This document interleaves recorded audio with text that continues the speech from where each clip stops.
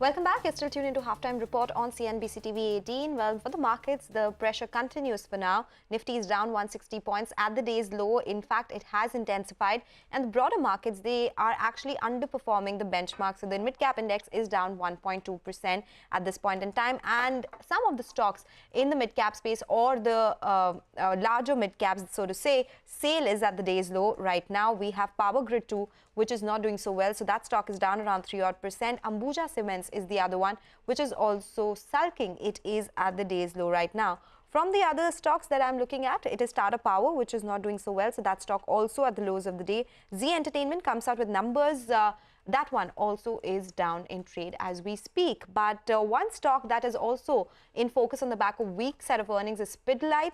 Company's gross margin dropped YOY and quarter-on-quarter, while high raw material cost hurt EBITDA and profit. Magna Malu caught up with Bharat Puri, who's the MD at Pidilite Industries, and began by asking him about how raw material inflation impacted their margins. Listen in.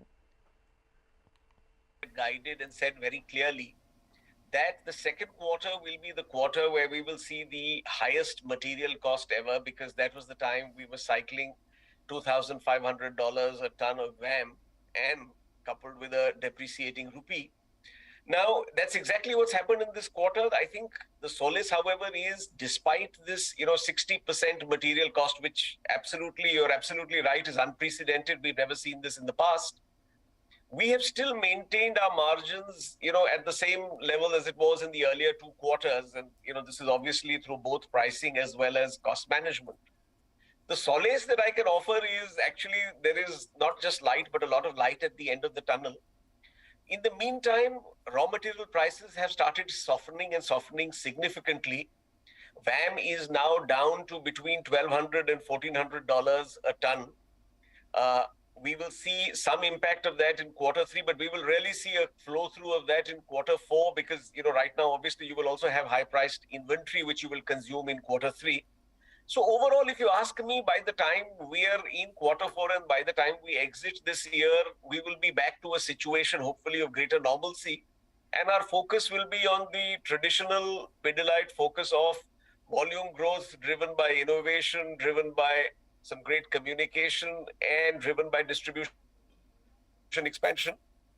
All right. So, from a stock market perspective, if you had to give a T20 answer, can we say that, this is the worst of the margins for the company that's behind you now? Going forward, things will only improve. And by the fourth quarter, when you talk about normalcy, you're back to that long-term band of 20 to 24% on the EBITDA front. Can we say that?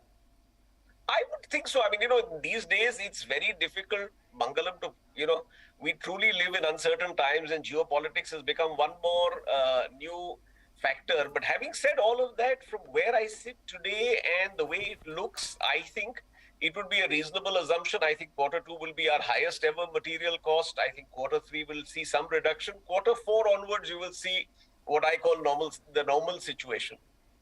Right. And, let's talk about demand, because out here as well, and you're not the only one who's saying that rural is a problem, urban's growing much faster. Just wanted to understand if that's just transient, or is there something which is, talking about a deeper pain in rural demand in the country? Because we're all talking about, mass products not doing too well and premium doing extremely well, the K-shape that everyone talks about. See, there is no doubt about the fact that rural and semi-urban gets far more the impact of inflation, because they see it directly, and therefore it tends to, have a far more direct impact. We are clearly seeing that, traditionally for us, rural and semi-urban growths were 1.5 times of urban growths, and now they've come down to the same levels of urban, at times lower. However, given the good thing is we are seeing some amount of tailwinds in terms of the increased construction activity. More importantly, inflation moderating significantly. And then if to that I add a good monsoon, that's why we say we're cautiously optimistic that by quarter four, hopefully we will have what we call a normal situation. Barring some new black swan events, I think we will be back to normalcy.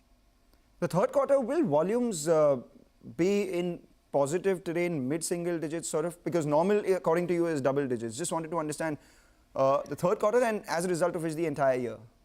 See, the entire year, we are clear we will be in, our objective is double-digit volume growth. So that doesn't change at all.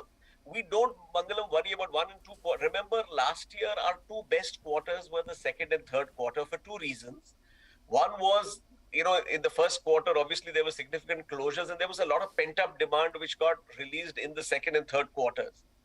There was also significant pricing in both the second and third quarters. And, in the economy, obviously, dealers tend to stock up, and therefore dealer inventory itself had gone up in the second and the third quarter, and that started moderating from the fourth quarter onwards.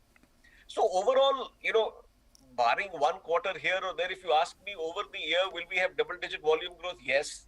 Will our CAGR, I think, which is, if you ask me, the most important thing for us to consider is, over the pre-COVID period, do we have a compounded annual growth of in double digits? The answer will be yes, both in value and volume. And that's frankly our objective. Right, and you were looking to enter 2 to 3 new categories this year as well, as you do every year. What are the categories that you've entered now, and how has growth been across all your segments, your growth categories, your emerging categories, as well as your normal core business? See, what we've seen is, because core has a greater proportion of rural and semi-urban, it is actually core that has been under some amount of pressure. But the good thing is, if I look at my growth over the first 6 months, we have high teens to, growth in the 20s in volume across pretty much all of our broad-based categories. Even if I look at CAGRs over a 3-year period, my volume growths are in the mid-teens. So overall, I would say the situation looks good and it's broad-based. So whether it's our core categories, the growth categories continue to grow faster than the core categories. And in the pioneer categories, you would have seen, for example, whether it is tile adhesives, whether it is tile grouts. Now, these are areas where we've got into, whether it is now marble glues and stone glues. You will see a whole range of new products coming from us. In fact, over the next 6 months, pretty much every division of Pidilite will be launching a new product every 1 to 2 months. You partnered with 100x VC as well, looking at 3-4 investments in the year. Is anything on the cards out there in this year? Can we expect something? We keep looking at in our sectors, we've always said we're a learning company.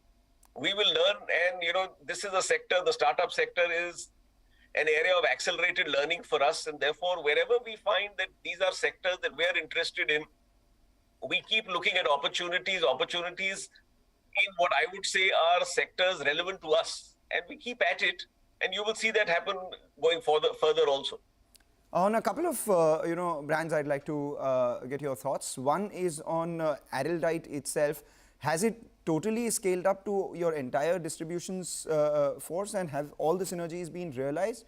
Just wanted to understand what the run rate it's going at. And the second one is on Dr. Fixit as well. If you could give us a sense of the run rate.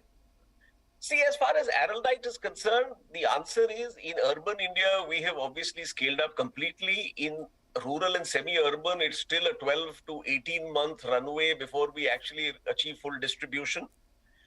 And we therefore always said that while Araldite is a leader product, we see it as a growth product because we see a lot of opportunity. And when we look at the growth rates, they reflect that. As far as Dr. Fixit is concerned, Dr. Fixit remains one of our growth categories. It is growing. In fact, it's growing faster than most of our other categories. It's good, substantial volume growth across a broad base of both geography as well as products. And we've always maintained that the issue in waterproofing, frankly, is not worrying so much about, obviously we will keep a hard look at competition, but it is about expanding the market. If 5 out of 10 consumers are doing any good form of waterproofing, then as leaders, our greater task is to make that 5 into 7, rather than worry about getting share only out of the 5. And that's something we've been focusing on, both from a sales and distribution point of view, and more importantly, from a product innovation point of view. And therefore, Dr. Fixit, as far as we see going forward, it will remain a substantial growth driver. Okay, so that is the management of Pidilite, and in the same space, FMCG, there's Zydus Wellness, which came out with its numbers and it's reacted quite negatively to it. So that stock is down around the profit is down around 60% on a year-on-year basis within the entire consumption space. So as you can see, Zydus Wellness down, reacting to what has been a disappointing performance even on the EBITDA. We'll take a short break. On the other side, we will put the focus on Tata Motors, which is your top loser on the Nifty, and Piramal Enterprises, which is reacting to its financial business performance. Stay tuned for that.